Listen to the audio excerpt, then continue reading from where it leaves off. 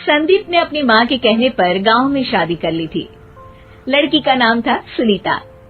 माँ का कहना था एकदम मॉडर्न बहू नहीं होनी चाहिए, लेकिन उन्हें नहीं पता था कि गांव से आने वाली बहू सुंदर सुशील तो होगी और उसको गांव से बाहर भी निकाल लाएंगे, लेकिन उसके अंदर का गांव कैसे बाहर निकलेगा। शादी के कुछ दिन बाद, माँ टिफिन तो देना जरा। बेटा अब तो स्कूल नहीं ऑफिस जाता है, माँ से नहीं अपनी बीवी से टिफिन मांगा कर। ओके माँ। सुनीता टिफिन ले आओ। जी लो टिफिन, इसके अंदर पिस्ता डाल दिया है। पिस्ता? पिस्ता क्यों? सास जी ने बोला था ना कि आपको पिस्ता बहुत पसंद है। ओहो, मैंने पिस्ता नहीं पास्ता बोला था, पास्ता। पास्ता? कहीं होता है पास्ता? अरे बेटी तू रहने दे, मैं बना दूंगी। अच्छा किया कि पाव भाजी बनाने का नहीं बोला, वरना किसी के पाव बना देती है। सुनीता को बुरा लगता है, लेकिन उसकी नादान हरकतें कम नहीं होती। ऐसे ही एक दिन, अरे तुमने ये क्या लगाया है? अरे आप वो फूस फूस करके लगाते हैं ना, वही। डियो? कहाँ दियो? किसको दियो? अरे वही ना जिससे खुशबू आती है। हाँ सही पकड़े हैं। अच्छा लेकर तो आना। कौन सा डियो लगाया तुमने? अभी लेकर आते हैं जी। संदीप की बात मानकर सुनीता अंदर से खुशबू वाला फुसफुस लेकर आती है। OMG! OMG मतलब ओ माय गणेश ना। अरे OMG छोड़ो, और ये खुशबू वाला फुसफुस की बात कर रही थी तुम? हाँ इसी की, फिर से सही पकड़े हैं। अरे देवी, लेकिन आप सही नहीं पकड़े हैं, ये डियो नहीं है। डियो नहीं है तो क्या लियो है? अरे ये रूम फ्रेशनर है, जिसको कमरे में छिड़कते हैं, खुद पर नहीं। कोई बात नहीं, माँ कहती थी आत्मा किराएदार है, शरीर एक किराए का कर्म। हम शरीर पे ये डाल लिए तो क्या फर्क पड़ जाएगा। अरे बहू, ओ बहू, मेरे लिए फल तो ले आ, फिर मैं बाजार जाऊंगी। सुनीता अपनी सास के लिए फल लेकर आती है।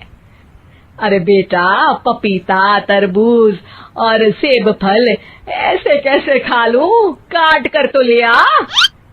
माँ जी, मेरे गांव में तो खेत से उठा के सीधा खा लेते हैं। अरे ये तेरा गांव नहीं है ना। अरे संदीप, तू ही कुछ समझा देना इसको बेटा। मैं कैसे समझाऊं माँ, ये तो माइक्रोवेव को भी भट्टी बोलती है। कल मैंने बोला हाय कैसी हो, तो बोलती है किसी को हाय नहीं लगानी चाहिए। अरे सुनीता, तेरा क्या होगा? अभी तो कैसे बताऊं माँ जी, अभी हम कुछ करेंगे फिर पता चलेगा क्या होगा, लड़का या लड़की। हे भगवान, कहाँ से आ गई है? रामपुर से जी, आप ही तो लेकर आए थे मुझे। अरे मुझे माफ कर दो। पहले कोई गलती तो करिए जी, आपकी तो सारी गलती माफ कर देंगे हम। हाँ अरे बहू, मेरी बात सुन। फल यानी कि फ्रूट जब भी लाए ना तो काट कर लाना, ठीक है? जी ठीक है माँ जी, फल यानी फ्रूट यानी काट के लाऊंगी। सुनीता रोज ही कोई ऐसी हरकत कर देती जिसकी वजह से उसे घर में दो बातें सुननी पड़ती।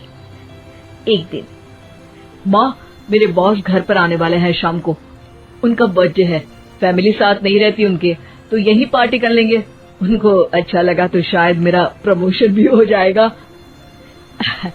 मैं ना फ्रूट केक लाकर फ्रिज में रख दूंगी और तेरे साथ आज खाना मैं बनाऊंगी, ताकि जब साहब आए तो खाने में कोई गड़बड़ ना हो। शाम को जब सारी तैयारियां हो जाती है, संदीप के साथ बड़े साहब भी घर आते हैं।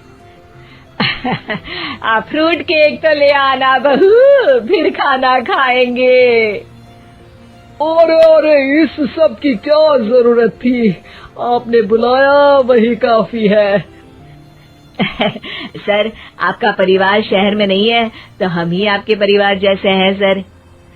इतने में ही सुनीता फ्रूट केक लेकर आती है और बड़े साहब की टेबल पर रख देती है, और जैसे ही केक के ऊपर का बॉक्स हटाती है, ओह, ये क्या है?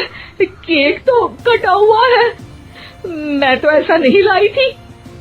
आप मुझे शाबाशी दे सकती है माँ जी, मैंने ही केक काट दिया। आपने कहा था ना, फल यानी फ्रूट यानी हमेशा काट के लाना, तो फ्रूट केक भी तो फ्रूट ही है ना, तो मैंने पहले ही काट लिया। हूँ ना मैं समझदार। अरे बहू, ये क्या किया? केक हमेशा वही काटता है जिसका जन्मदिन होता है। तुझे एक बात भी समझ नहीं आती, एक नंबर की बेवकूफ है।